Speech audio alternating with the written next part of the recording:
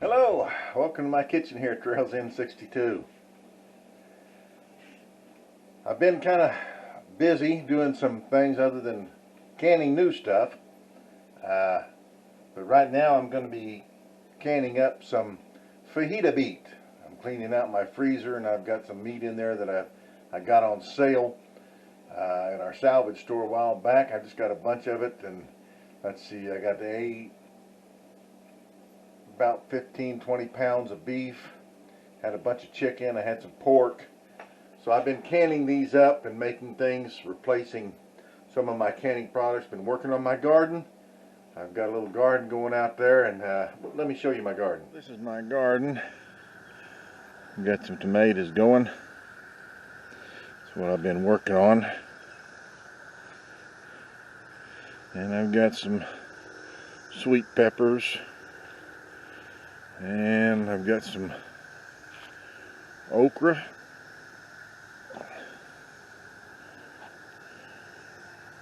Going in here. And these are some regular tomatoes, slicing tomatoes, because I mostly grow Roma tomatoes. And I got my corn going here. A cluster of corn. A few more weeks I'll make me another cluster over here and grow some more. More tomatoes over here.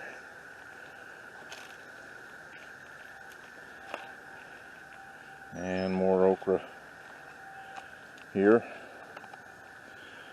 And this is my new water bench that I built this year for my water, my 55-gallon drums I've got on both sides. I got those covers on because sun makes mildew and fungus and stuff grow inside the water, and that helps keep that from happening. This is one of those cubes, I don't know, 250 gallons, 300 gallons, something like that. And all those are full of water from the spring rains we've had. Missed them last year. Didn't get those spring rains. I didn't get my barrels out in time. But this year I did, so I got a lot of water. Hope those 55-gallon drums are full, one on each side. And then I've got, over here, I've got some habaneros, some mammoth jalapenos. I've already picked some jalapenos off there. You can see, got one on there now. This is a zucchini, and this is a different kind of zucchini than I've ever grown. It's yellow zucchini. So I thought I'd give it a try. I got some growing on that. Alright, so that was my garden. I just thought I'd throw that in there, give you a look at what I'm doing out there. And if you don't want to see the garden, sorry, I've already put it in. Just fast forward through it. No problem.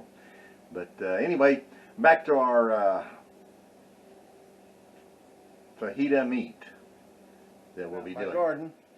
And in the meantime, I'm canning things up. I've done some tomato sauce. I had to can up some more tomato sauce I didn't have. I canned up some more cold sauce for my tamales. I didn't have enough cold sauce for the meat that I canned up. I've canned up some, let's see, what else did I do? I did some chicken. I did some chicken pot pies. I canned up some more cheese sauce too. And a few other things that I've canned up and made that I have to replace. Some pork, and I did some pork and some more meatballs, Italian meatballs. I did some more of those. Some other things that I've canned up. Just kind of replace the things that I've had to put it back. So I haven't done a whole lot of new stuff, but I had some of this beef. I'm going to do some beef fajitas, fajita meat. Now you can do your fajitas. Some recipes you put in the onions and the peppers and you can those with the meat together. I'm just going to can my meat. I'm going to mix it with the fajita sauce. I'm going to can my meat, and then when I do my fajitas, I'll put peppers and onions in, sear those, do a saute those before I have my fajitas, because I kind of like those a little fresher than being canned. Canning makes them a little soft for fajitas, but it does add the flavor to it. So I'll be doing a fajita seasoning that I'm going to marinate these with overnight. And right now I just had this big block of beef that I had, and I'm cutting it up into strips, and I'll marinate those. And this just came, it was just a bunch of meat in chunks like this, different size and shapes. Chunks was what it was, and I'm going to I'm just slicing those up to fajita slices, and then I'll be canning those. And like I said, I'm just slicing these up about a 1/2 inch slices.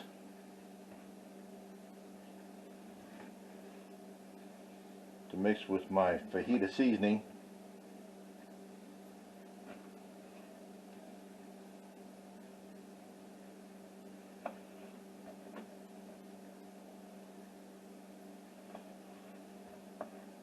Now normally when you can meat, it will, when you raw can it like I normally do my meat, it kind of breaks up, and that's okay if you want it that way. It'll kind of break up into shredded type meat, and you can put that in your fajitas too if that's what you want to do. That's okay. But what I'm going to do with these, I'm going to try something different here than what I've done before. Is I'm just going to sear these on the sides before I can them, and see if they won't kind of hold their shape a little better. Because I like fajita meat, I like it more meaty.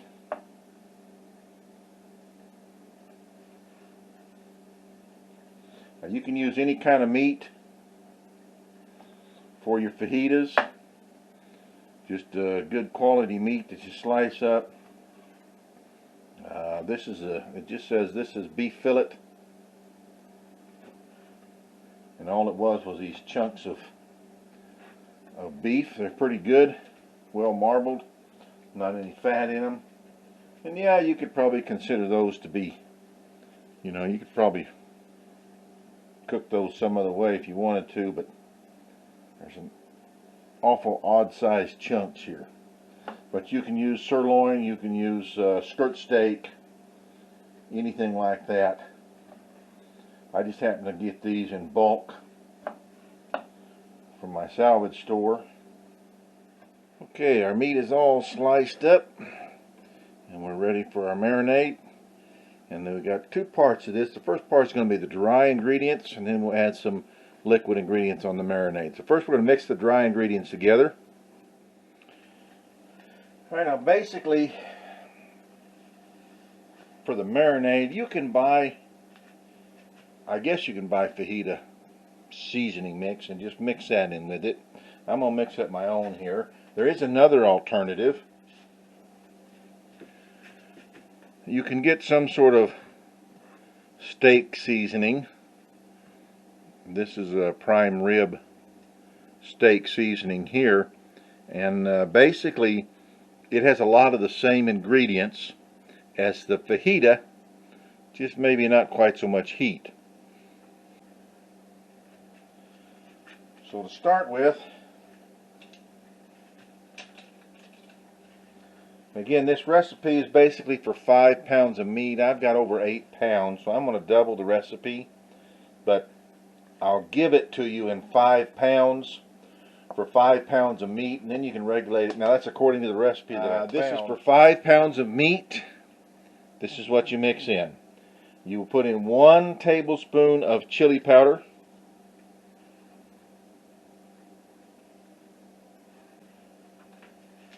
2 teaspoons of ground cumin,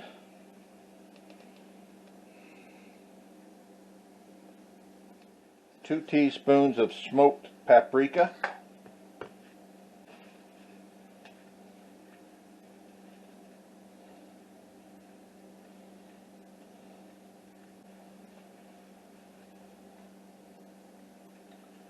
2 teaspoons of garlic powder,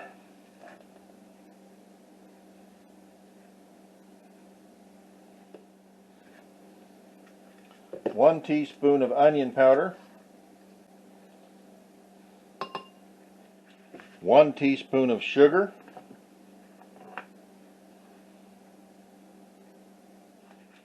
1 1 teaspoon of salt,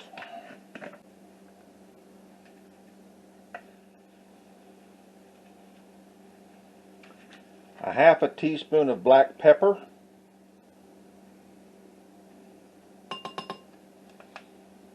fourth a teaspoon of cayenne pepper,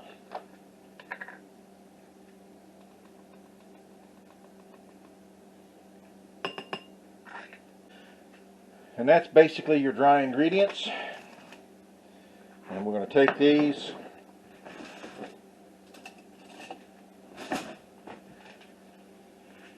and we'll mix them up. Then we're going to take them and we're going to sprinkle them over our meat.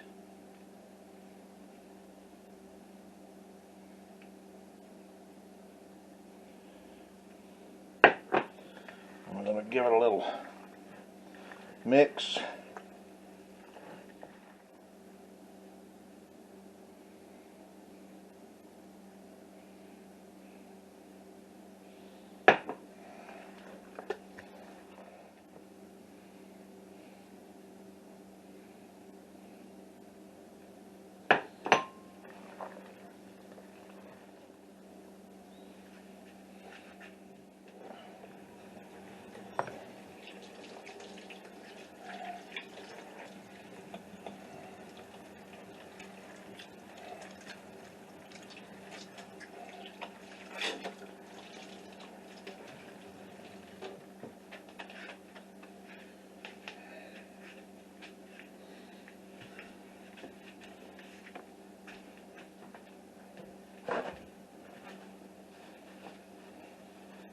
Okay, a little PSA here.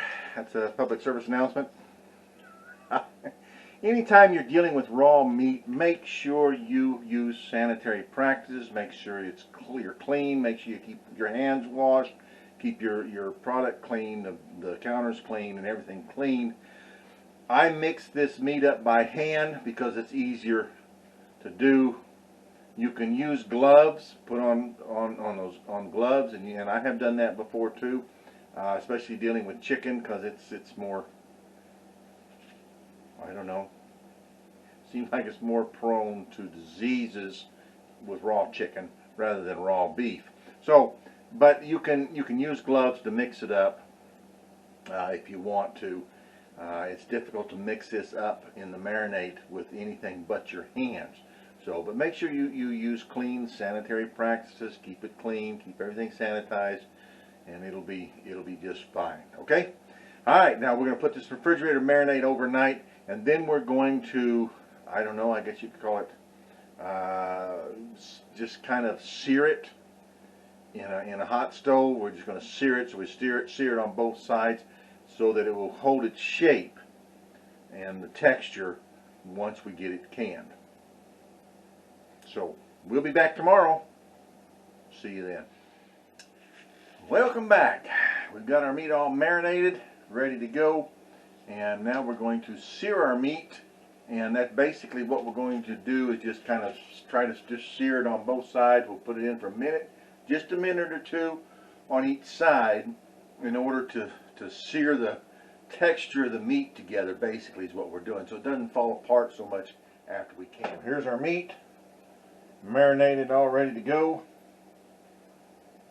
Got our pan on, heating up. I'm going to get it good and hot before we start putting our meat in. We're going to put our meat on for 1 to 2 minutes for each side.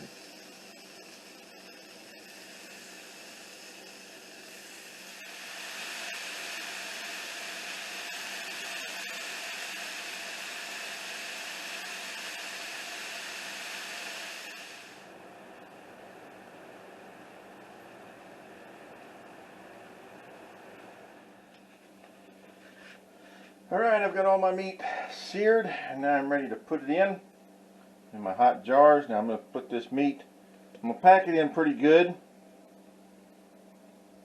Now if you want to put your peppers and your onions in, then you go ahead and put them in, sear them the same way, and then put them in and alternate between your meat and your onions.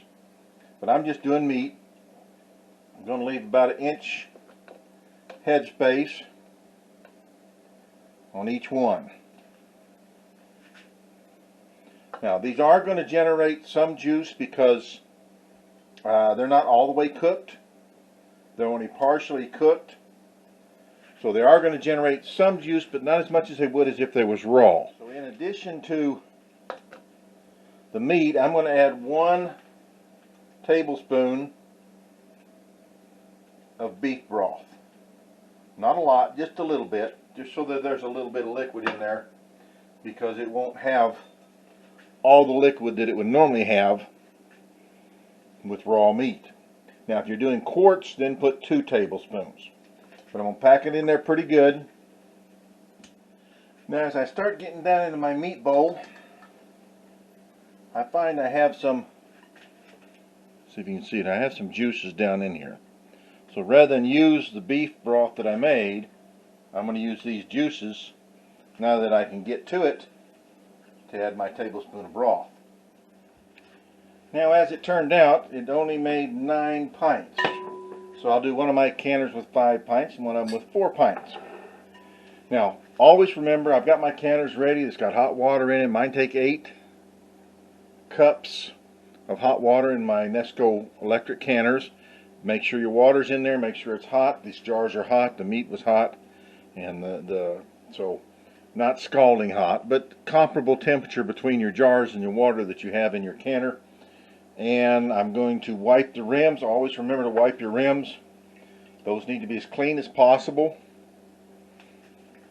And so I'll wipe them with vinegar, and I use vinegar because the oils and grease and everything from the meat, the vinegar will cut through that on the rims.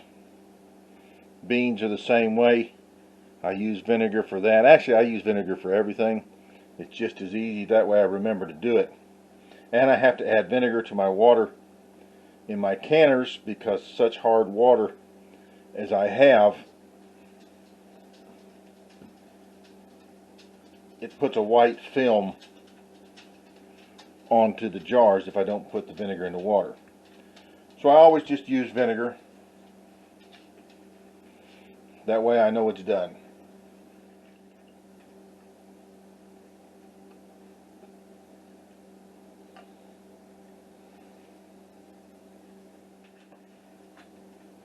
Rings on finger tight, not too tight, but not too loose. Now, as always, you check your canner, make sure that the valve is clear, your steam valve is clear, your safety valves are working. Always check them. Some of these that have the screen deal on here, take that off, make sure it's clear, make sure that's clear, make sure everything is ready to go.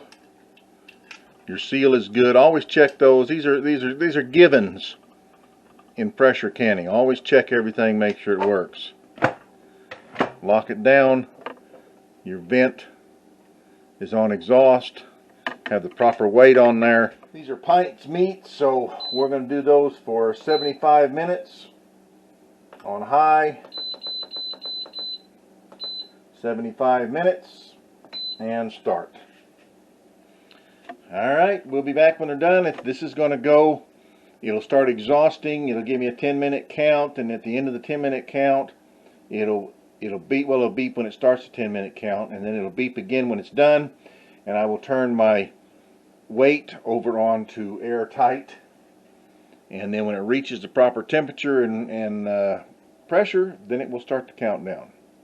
And we'll be back when they're done. Alright, here we have our fajita meat.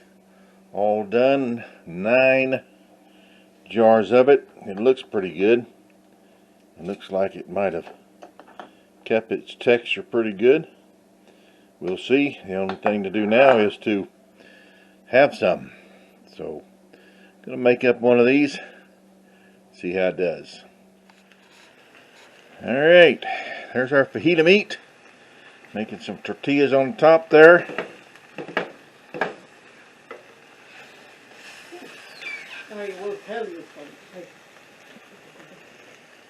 We put a little soy sauce in it. Put a little soy sauce in it around here, kind of give it a little bit more flavor. So we're about to have fajitas. So there you have it. Fajitas. They were pretty good too. And my fajita meat turned out good. They all sealed. I liked them. Put some tomatoes on them. Chopped up some tomatoes, some onion. Of course, the peppers you saw were had mixed in there with the meat. And on the tortillas, turned out really good. I was impressed with the way they turned out. And my jar's all sealed. Looking good. So I've got my fajita meat to put on the shelf. Well, that's it. Thanks for watching. I appreciate it. Thanks for supporting me. Thanks for all of you who have subscribed. For all your comments and everything. I try to answer all of them. I may miss some from time to time, but I try not to. So, I thank you. I appreciate you. From my house to your house. From my kitchen to your kitchen. God bless.